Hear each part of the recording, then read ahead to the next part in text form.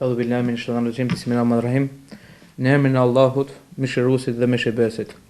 Të nderuar besimtar, musliman të rrethit të Pugës. Nesër të gjithë besimtarët anë mban botës festojnë Kurban Bayramin, duke i bërë lutje dhe thirrje Allahut xhaleshanahu.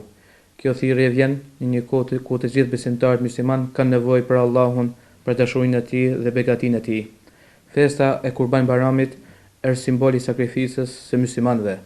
Sot më shumë se kur muslimanët duhet të sakrifikojnë kohën, pasurinë dhe diturinë e tyre në arsimimin e shoqërisë në mënyrë të veçantë brezat e ri.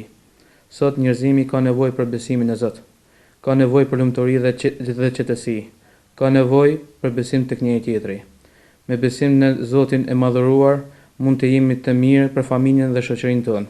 Me besim të Zotit i madhëruar ne mund të largohemi nga dhuna dhe gjakderdhja.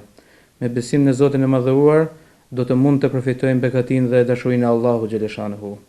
Prandaj me këtë rast në emrin e Komunitetit Musliman të Shqipërisë të Myftinisë së rrethit të Pugës, uroj të gjithë besimtarët musliman të rrethit të Pugës për haj festën e Kurban Bayramit.